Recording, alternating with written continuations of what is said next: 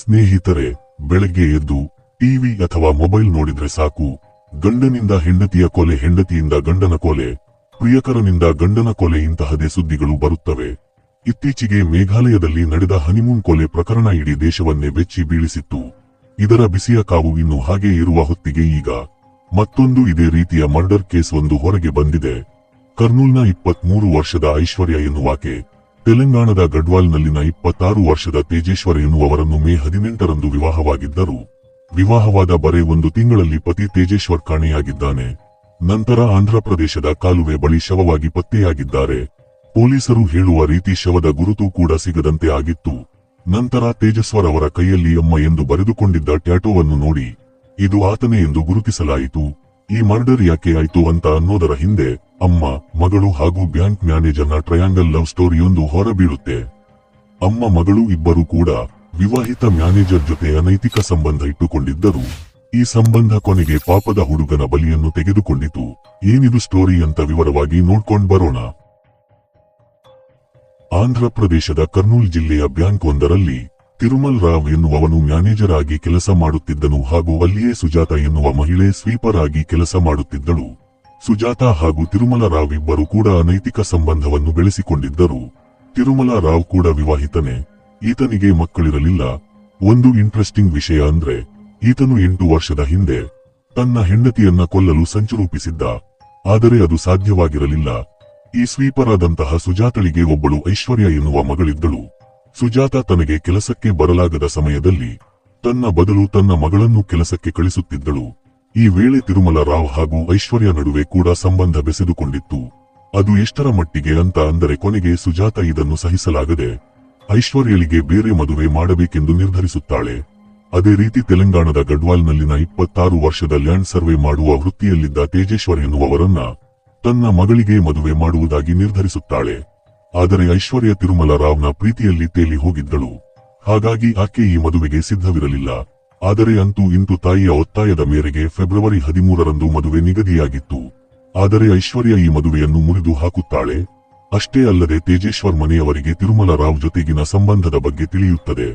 ಆದರೆ ತಾಯಿ ಸುಜಾತ ಇದೆಲ್ಲ ಸುಳ್ಳು, ನನ್ನ ಮಗಳು ನನಗೆ ವರದಕ್ಷಿಣೆ ನೀಡಲು ಆಗುವುದಿಲ್ಲ ಎಂದು ಈ ಮದುವೆಯನ್ನ ಬೇಡ ಎಂದಿದ್ದಾಳೆ ಎಂದು ಹೇಳಿ ಮತ್ತೆ ತೇಜೇಶ್ವರ್ ಮನವೊಲಿಸಿ ಮದುವೆ ಮಾಡಲು ಸಿದ್ಧವಾಗ್ತಾಳೆ. ತೇಜೇಶ್ವರ್ ಮನೆಯವರ ವಿರೋಧದ ನಡುವೆಯೂ ಐಶ್ವರ್ಯಳನ್ನು ಮದುವೆಯಾಗಲು ಒಪ್ಪುತ್ತಾನೆ. ಅದೇ ರೀತಿ ಮೇ 18ರಂದು ಅವರಿಬ್ಬರ ವಿವಾಹವು ನಡೆಯುತ್ತದೆ. ಆದರೆ ಮದುವೆಯಾದರೂ ಕೂಡ ಐಶ್ವರ್ಯ ಹಾಗೂ ತಿರುಮಲ ರಾವ್ ಅವರ ಸಂಬಂಧ ಮುಂದುವರಿಯುತ್ತದೆ. ಇನ್ನೊಂದು ಇಂಟ್ರೆಸ್ಟಿಂಗ್ ವಿಷಯ ಅಂದ್ರೆ ಫೆಬ್ರವರಿ ಮತ್ತು ಜೂನ್ ನಡುವೆ ಐಶ್ವರ್ಯ ಮತ್ತು ತಿರುಮಲ ರಾವ್ ಅವರ ನಡುವೆ ಸುಮಾರು 2000ಕ್ಕೂ ಅಧಿಕ ಬಾರಿ ಫೋನ್ ಕರೆಗಳನ್ನು ಮಾಡಿ ಮಾತನಾಡಿದ್ದಾರೆ ಎಂದು ಪೊಲೀಸರು ಹೇಳಿದ್ದಾರೆ. ಮದುವೆಯಾದ ನಂತರವೂ ಗಂಡನ ಮನೆಯಲ್ಲಿ ಐಶ್ವರ್ಯ ನಿರಂತರವಾಗಿ ತಿರುಮಲ ರಾವ್ ಜೊತೆ ಫೋನಲ್ಲಿ ಮಾತನಾಡುತ್ತಿದ್ದಳು.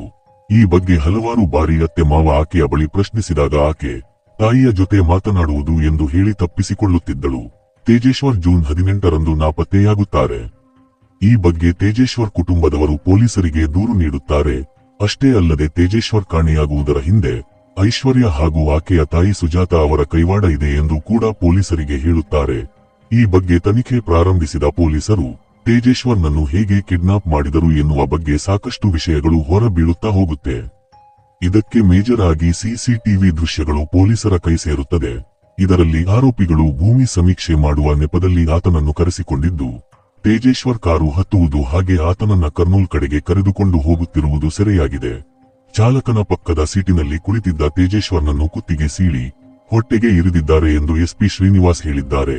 ನಂತರ ಕೊಲೆಗಾರರು ತಿರುಮಲ ರಾವ್ ಅವರಿಗೆ ಫೋನ್ ಮೂಲಕ ಮೃತದೇಹವನ್ನು ತೋರಿಸಿ ನಂತರ ಕಾಲುವೆಗೆ ಎಸೆದಿದ್ದಾರೆ ಎಂದು ಹೇಳಲಾಗುತ್ತಿದೆ.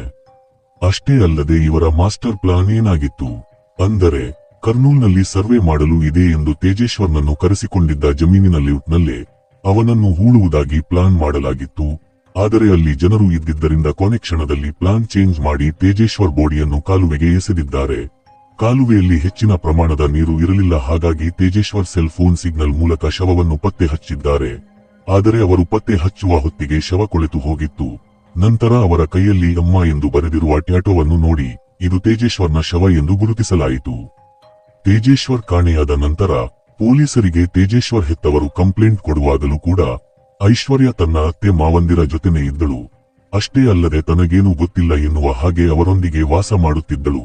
ತಿರುಮಲ ರಾವ್ ಮೂಲಕ ತೇಜೇಶ್ವರ್ನನ್ನು ಕೊಲೆ ಮಾಡಿ ಆಯ್ತು ಎಂದು ಕನ್ಫರ್ಮ್ ಆದ್ಮೇಲೆ ಐಶ್ವರ್ಯ 4 ದಿನಗಳ ಕಾಲ ಅತ್ತೆ ಮನೆಯಲ್ಲಿ ಇದ್ದು ನಂತರ ಕರ್ನೂಲ್ನಲ್ಲಿರುವ ತನ್ನ ತಾಯಿಯ ಮನೆಗೆ ಹೋಗಿ ಅಲ್ಲಿಂದ ತಿರುಮಲರಾವ್ ಜೊತೆ ಲಡಾಖ್ಗೆ ಪರಾರಿಯಾಗುವುದು ಎಂದು ಪ್ಲಾನ್ ಮಾಡಿದ್ದರು.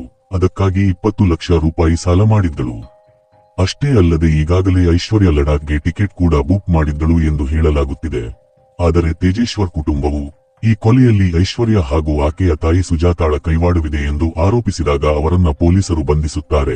ಈ ವೇಳೆ ಬಾಯಿ ಬಿಡಿಸಿದ ಪೊಲೀಸರು ತೇಜೇಶ್ವರ್ ಕೊಲೆ ಮಾಡಲು 3 ಜನರಿಗೆ ಮುಂಗಡವಾಗಿ 2 ಲಕ್ಷ ಹಣವನ್ನು ನೀಡಿದ್ದಾರೆ ಎಂದು ತಿಳಿದುಬಂದಿದೆ. ಈಗಾಗಲೇ ಐಶ್ವರ್ಯ ಹಾಗೂ ಆಕೆಯ ತಾಯಿ ಮತ್ತು ತಿರುಮಲ ರಾವ್ ಸೇರಿದಂತೆ ಒಟ್ಟು 8 ಮಂದಿ ಶಂಕಿತರನ್ನು ಬಂಧಿಸಲಾಗಿದೆ. ಮದುವೆಯಾದ ಮೇಲೆ ಒಬ್ಬ ವ್ಯಕ್ತಿ ಇಷ್ಟ ಇಲ್ಲ ಅಂದರೆ ಡಿವೋರ್ಸ್ ಎನ್ನುವ ಒಂದು ಆಪ್ಷನ್ ಇದೆ. ಬಹುಶಃ ಪ್ರತಿಯೊಬ್ಬರು ಕೊಲೆ ಮಾಡಲು ಅಷ್ಟು ಧೈರ್ಯ ಮಾಡುವವರಿಗೆ ಡೈವರ್ಸ್ ಪಡೆದುಕೊಳ್ಳುವ ಧೈರ್ಯವಿಲ್ಲವೇ? ಪದೇ ಪದೇ ಅಮಾಯಕರನ್ನು ಈ ಪಾಪಿಗಳು ತಮ್ಮ ತೆವಲಿಗೆ ಬಲಿ ತೆಗೆದುಕೊಳ್ಳುತ್ತಿರುವುದನ್ನು ನೋಡಿದರೆ ಬೇಸರವಾಗುತ್ತದೆ.